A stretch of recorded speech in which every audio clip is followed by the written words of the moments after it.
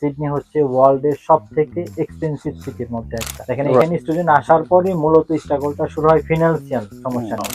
একদিন রান্না করে 3-4 দিন খান এরকম এখানকার সবকিছু অনেক বেশি এক্সপেন্সিভ, সো মাস্ট জব লাগবে। ব্যাচেলরদেরকে ভাড়া দিতে চাই না। রাইট। আমরা এখন এখানে 6 জন স্টুডেন্ট থাকতেছি। স্টুডেন্টরা এসেই যখন জব না পায় শুরুতেই তারা ওভার যায়। এয়ারপোর্ট থেকে পিক আপ করার জন্য আমাদের টিম থাকে। আমরা প্রথম এক সপ্তাহ কমপ্লিমেন্টারি সার্ভিস দিদি, তাকে ফ্রিতে থাকতে দিই। কাজে যাবে হুটহাট কোনো খাবার নিয়ে আশপাশে যেটা পাবে সেটা খাই। আর আমাদের এই প্র্যাকটিসটা ধরে রাখার জন্য আমাদের যে অস্ট্রেলিয়াতে আমাদের প্রায় আইপিডিসি 7টা সেন্টার আছে। আসলে এখানে আসার পর কেউ হেল্পলেসলি যাতে ফিল না করে।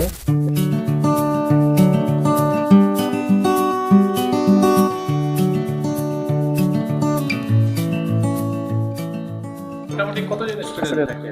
আমরা এখন এখানে 6 জন স্টুডেন্ট থাকতেছি, সবাই বাংলাদেশি না। আমাদের এখন 5 জন বাংলাদেশি আছে আমরা এখানে, একজন পাকিস্তানি। সবাই স্টুডেন্ট। 5 জন বাঙালি আর একজন হচ্ছে পাকিস্তানি। একজন পাকিস্তানি। মাশাআল্লাহ। তো এটা মোটামুটি লাউঞ্জ রুম। আর এরা বোধহয় উবার ইট করে অনেকে। হ্যাঁ, দেখা আপনি জানেন যাচ্ছে যে স্টুডেন্টরা এসেই যখন জব না পায় শুরুতেই তারা ওভার দিয়ে শুরু করে। এটা ইজি হ্যাঁ, ইজি easy। পাওয়া এবং ফ্লেক্সিবল, টাইম ফ্লেক্সিবল, অত ঝামেলা হইতে হয় না। তো আসেন আমরা দেখি আপনারা কিভাবে রান্না টান্না করেন। কিচেন, এটা আমাদের হচ্ছে কিচেন। আপনাদের তো অনেক গুছানো।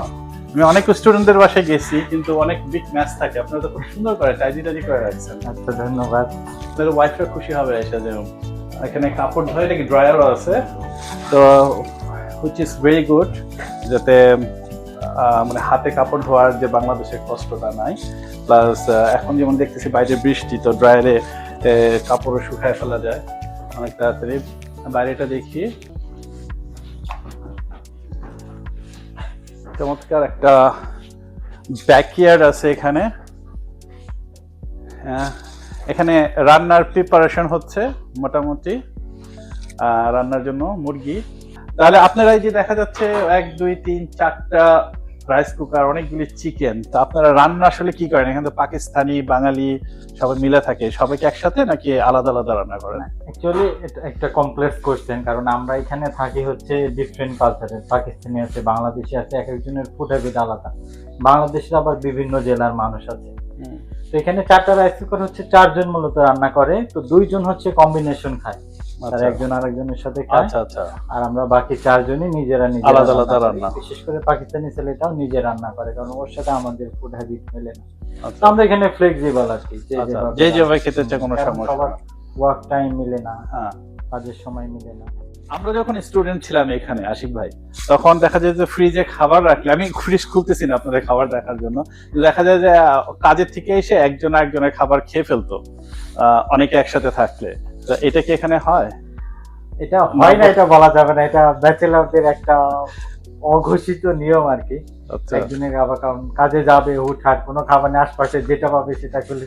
আমাদের এখানে হয় কি, বাট খুব কমন না, হয়তো মাসে 2-4 বার হলো এরকম আর কি। হয়, তারপরে হয়, এটা নিয়ে কোনো ঝগড়াঝাটি হয় না? মাঝে মাঝে ঝগড়াঝাটি হয়, দেখুন একজন কাজ থেকে আসছে, সে জানে তার মিল প্রিপারেশন আছে, এসে দেখলো তার মিলটা নাই, আচ্ছা সে না খেয়ে আছে, তখন ও বারে ফুড অর্ডার করতে হয়।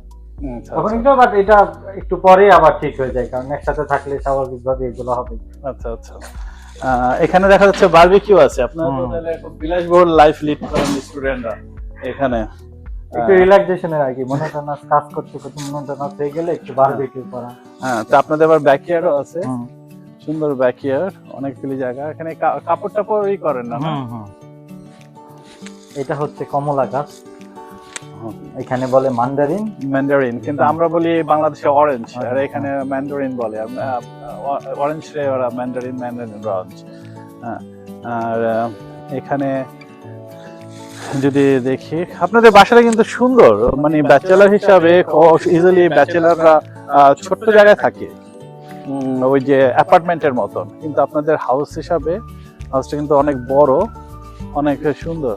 আচ্ছা আশিক ভাই, বাংলাদেশি স্টুডেন্টরা যখন এয়ারপোর্ট থেকে নামে, মানে প্লেন থেকে নেমে যখন এয়ারপোর্ট থেকে বের হওয়ার পরে তাদের প্রধান প্রধান কি সমস্যাগুলি তারা ফেস করে, মানে প্রথমত কি সমস্যাগুলি তাদের ফেস করতে হয়? আচ্ছা, আমি যদি একটু শুরু থেকে বলি যে যখন বাংলাদেশ থেকে কেউ আসার প্রিপারেশনে বা ভিসা হওয়ার পর আসে, এয়ারপোর্টে নামার পরই প্রথম যে সমস্যাটা হয় সেটা হচ্ছে সে যদি পিক আপ করার মতো কেউ না থাকে, তাহলে যে সমস্যাটা যে সে আসবে, পিক আপ করার মতো কেউ থাকবে না, তখন সে কিভাবে তার গন্তব্যস্থান যদি আগে থেকে বাসা ফিক্স করা থাকে সেখানে যাবে, এটা একটা হেডেক।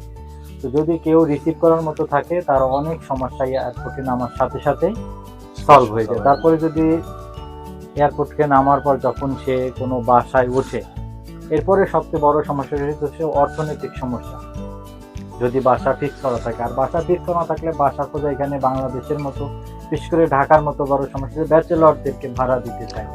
রাইট রাইট, হ্যাঁ, ব্যাচেলরদেরকে ভাড়া দিতে চায় না। আর প্রথম বাসা পাওয়ার ক্ষেত্রে একটা রেফারেন্স লাগে অথবা প্রিভিয়াস হোম হিস্ট্রি লাগে।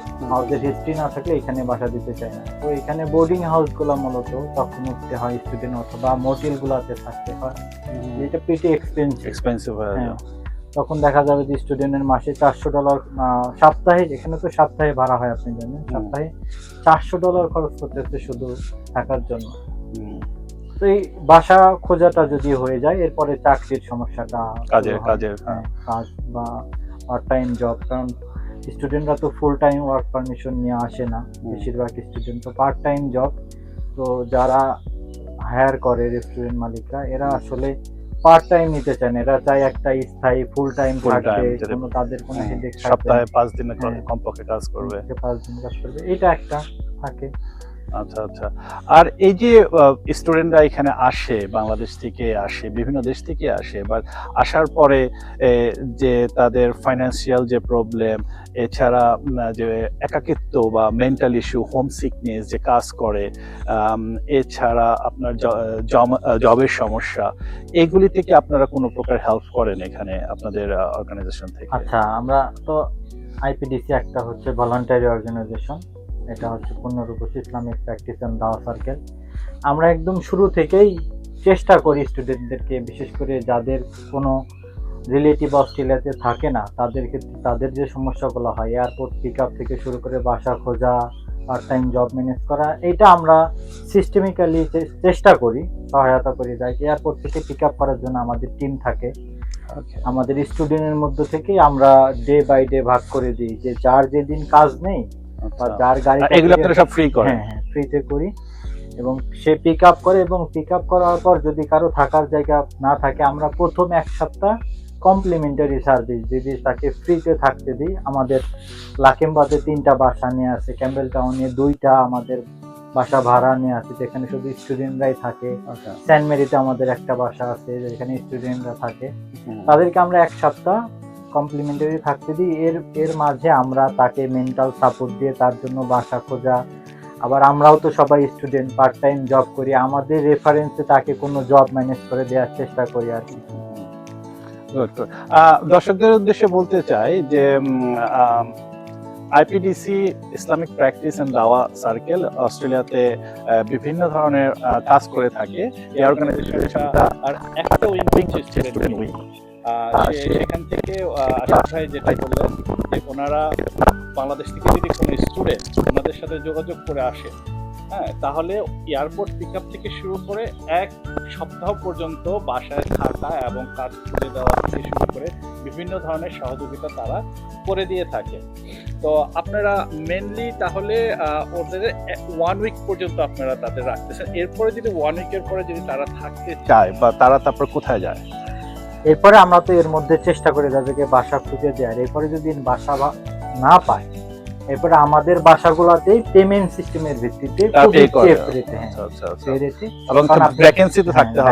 থাকতে হয়।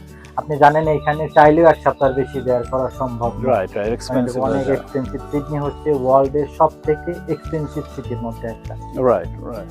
আশিক ভাই, আপনাদেরটা তো আইপিডিসি মানে ইসলামিক প্র্যাকটিস এন্ড দাওয়া সার্কেল, যেটা বুঝতেছি যে আপনারা ইসলামিক ভ্যালুটাকে এখানে দেন, তো এখানে যখন নতুন স্টুডেন্টরা আসে বা ছেলে মেয়েগুলি আসে বাংলাদেশ থেকে, তাদের খুব সহজেই তারা মানে অস্ট্রেলিয়ান কালচার, আমি বলবো না অস্ট্রেলিয়ান কালচার খারাপ, মানে আমাদের কালচার থেকে বের হয়ে যায় বা ইসলামিক কালচার থেকে বের হয়ে অন্য কালচারের সাথে মিশে যায়। তো আপনারা কি কি করে থাকেন তাদেরকে ইসলামিক কালচারটা দেওয়ার জন্য অস্ট্রেলিয়ার মাটিতে, বা তাদের জন্য আপনারা কি কি উদ্যোগ নিয়ে থাকেন? আচ্ছা, আমরা মূলত এটা মাল্টি স্টেপে এখানে কাজ করি।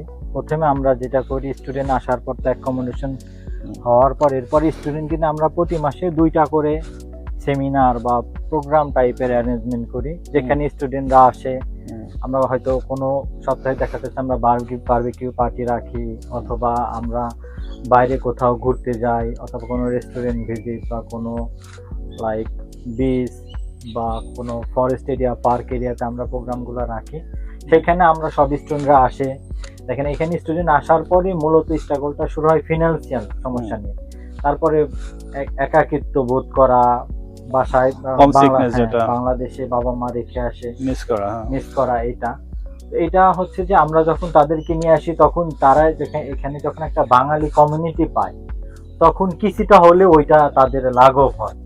আর ফিনান্সিয়াল ক্রাইসিসের এটা হচ্ছে যদি অনেকগুলা স্টুডেন্ট, কারণ সবাই এখানে পার্ট টাইম যাচ্ছে, অনেকগুলা স্টুডেন্ট যদি একসাথে হয় তো দেখা যায় যে সবার রেফারেন্সেই কিছু না কিছু জব থাকে।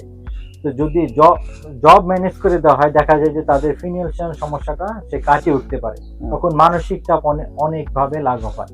এছাড়া আমরা প্রত্যেক ঈদের সময় সব স্টুডেন্টরা গ্যাদারিং করি, আপনার বারবিকিউ পার্টি দেই, এগুলো দিয়ে আমরা চেষ্টা করি আর কি। আর ইসলামিক প্র্যাকটিসটা ধরে রাখার জন্য আমাদের যে অস্ট্রেলিয়াতে আমাদের প্রায় আইপিডিসি 7টা সেন্টার আছে। এই সেন্টারগুলোতে মাসিক ভিত্তিতে বিভিন্ন সভা সেমিনার আয়োজন করা হয়, যেখানে এসে স্টুডেন্টরা জানতে পারে যে তাদের যে কালচার, এখানের কালচার যে মেলে না, কিন্তু ওই কালচারাল পরিবেশটা কেমন হওয়া উচিত বা কিভাবে থাকলে ওই পরিবেশটা মেইনটেইন হবে, ওইটা আমাদের আর কি একটা গাইডলাইনের মধ্যে দিয়ে নেওয়া হয়। আচ্ছা আশিক ভাই, বাংলাদেশ থেকে তো প্রতি বছর কয়েক হাজার স্টুডেন্ট এখানে আসে, তো তারা যদি এই ফ্যাসিলিটি গুলি পাওয়ার জন্য আপনাদের সাথে যোগাযোগ করতে চায়, কিভাবে যোগাযোগ করবে? আচ্ছা, যদি আমাদের দর্শকদের কিছু বলতেন। বাংলাদেশ থেকে আসার জন্য আমাদের আইপিএসসি ওয়েবসাইট আছে। ওয়েবসাইটে ঢুকলে আমাদের কার্যক্রম, আমাদের ঠিকানা, আমাদের সেন্টারগুলোর ঠিকানা দেয়া থাকে। ওইখানে আমাদের যোগাযোগ করার জন্য মোবাইল নাম্বারও দেয়া থাকে। তারপরে আমাদের যদি কেউ নিউ সাউথ ওয়েলসে আসে, নিউ সাউথ ওয়েলস বিশেষ করে সিডনিতে যদি আসে, তাহলে সেন্ট মেরি সেন্টার অথবা লাকেম্বা ইসলামিক সেন্টার অথবা ক্যাম্বেল টাউন মাল্টিকালচারাল সেন্টার, এগুলো সার্চ দিলে এইখানে হটলাইন নাম্বারে ফোন দিলে অথবা আমাদেরকে মেসেজ করলে, অথবা অস্ট্রেলিয়ায় অনেকগুলো স্টুডেন্ট গ্রুপ আছে, গ্রুপগুলোতেও কেউ পোস্ট করলে আমরা ওইখান থেকেও সাড়া দিই, রেসপন্স করি এবং তার সাথে যোগাযোগ করি। এবং আমাদের যে কমপ্লিমেন্টারি সার্ভিসগুলো আছে এগুলো সবার জন্য উন্মুক্ত, তো এখান থেকে আমরা প্রোভাইড করতে পারি। আসলে এখানে আসার পর কেউ হেল্পলেসলি যাতে ফিল না করে যে তাকে সাহায্য করার মতো কেউ নেই, এইটা কেউ যত ফিল না করে, এটা আমরা চেষ্টা করি এই ইয়াটা পূরণ করার। ধন্যবাদ আপনাকে আপনার সময় দেওয়ার জন্য আশিক ভাই। এখানে আবার উপরের তালা আছে, এইখানেও থাকে, এখানে আমাদের 2টা স্টুডেন্ট থাকে। এখানেও স্টুডেন্ট আছে, ওয়াশরুম আছে এখানে। আচ্ছা, এটা হচ্ছে এখানকার বাথরুম।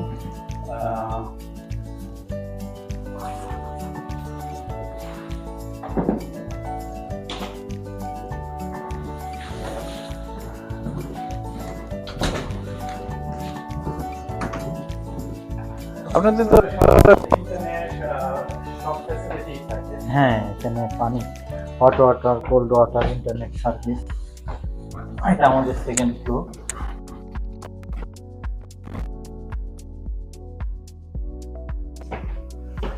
এখানে আবার একটা লঞ্চ আছে স্টুডেন্টদের জন্য। এটা আমাদের